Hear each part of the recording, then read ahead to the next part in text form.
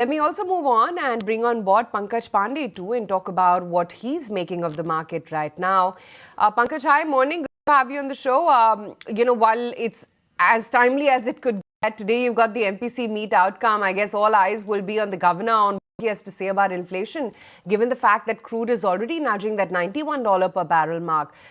What do you sense, whether the markets are going to take cognizance of this or not? While, of course, oil-sensitive sectors may feel but at an overall market level as well, you think inflation could turn out to be a worry, or do you think the bull market is going to be unabated?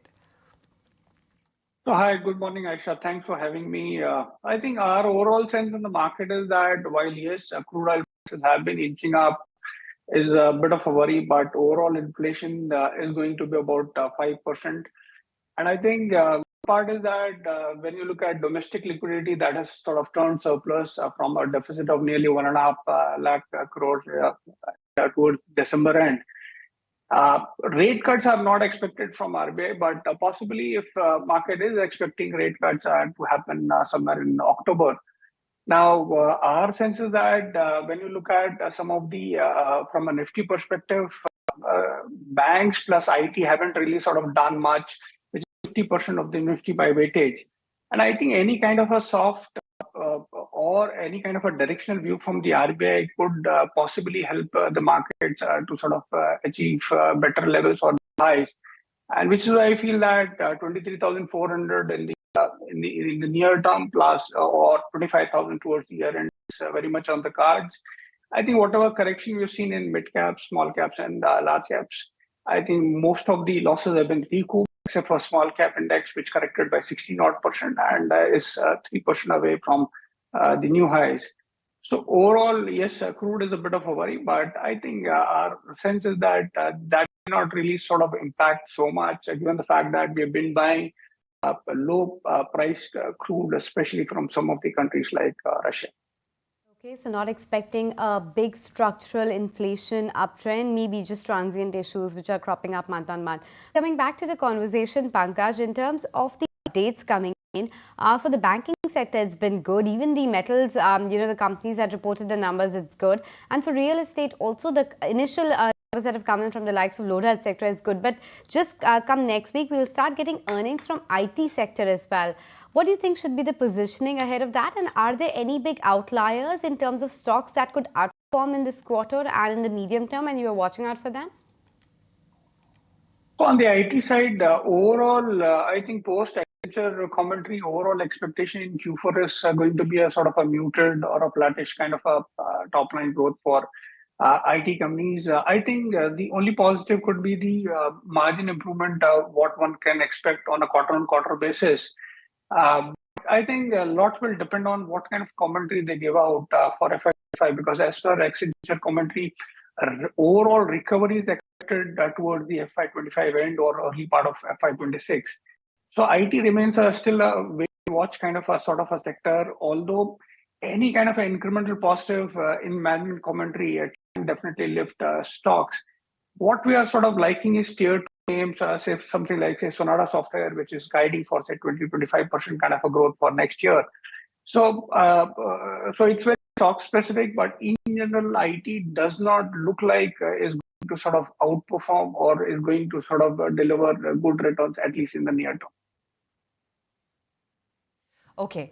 A bunch of other stocks which are going to be in focus, and some of the smaller ones as well. Look at Rashi Peripherals, for instance. It's a sizable order that the company has bagged, and I'm sure that you're going to see a big gap up move on this one. They've received new orders worth about 1,510 crore rupees from the Hinduja Group backed NMDC data center to supply some of the ICT products.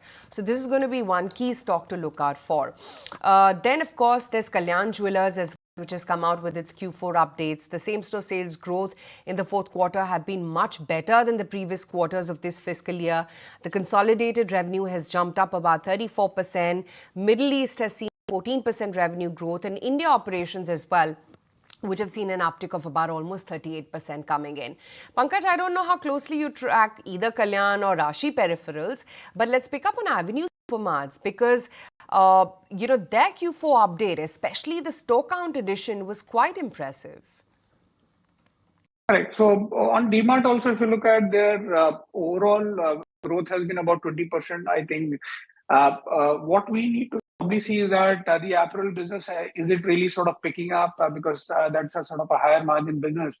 And when you sort of look at most of the Indian retailers, I think the destocking is largely sort of happened probably, but the recovery is expected 1 or 2 quarters down the line.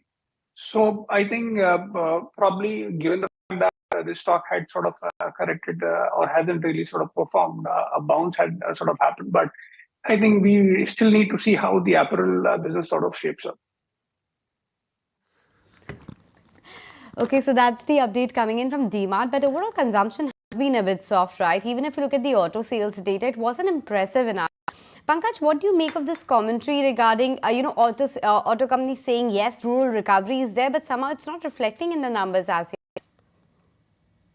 Actually, that's not correct. I mean, when you look at some of the FMCG companies, they're still sort of struggling on the rural side, largely because the margin profile is quite good and they're not really passing on the benefit of lower input prices.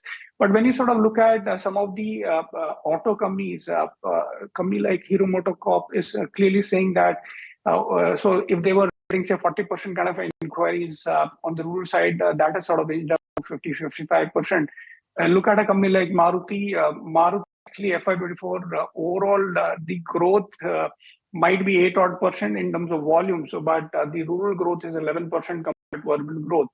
So you see this divergence happening between some of the auto companies and the FMCG companies coming up.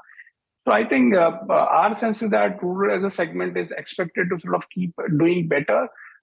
And I think with the fact that monsoon is expected to be normal, I think things are going to be good. But whether it translates into a better rural growth for FMCG companies, I have my doubts on it. Pankaj, just let's get in a take from you as well as to what the outlook is when it comes to some of these names within the space. Analysts have been flagging off concerns as well when it comes to valuations. How are you looking at some of these stocks within the jewelry space, even within the consumption space? Consumption in general, we are not very positive, largely because I think this pack did well when most of the other segments of the market were not doing well. And so, which is why we are sort of more positive on capex-oriented sectors.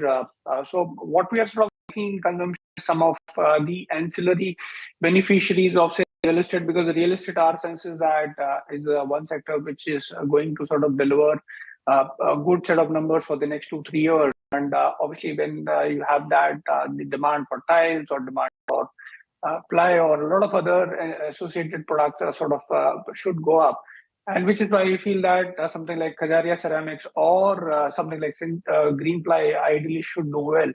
So, but in general, what we are sort of liking is more of, like I said, capex oriented. So, for example, we like a lot of infra names, be it Ahluwalia or be it NCC, be it HEG Infra or a number of other names. So, I think our sense is that post-elections, we will see a pickup in ordering, and I think these companies compared to historical last 2-3 years, the execution is definitely picking up.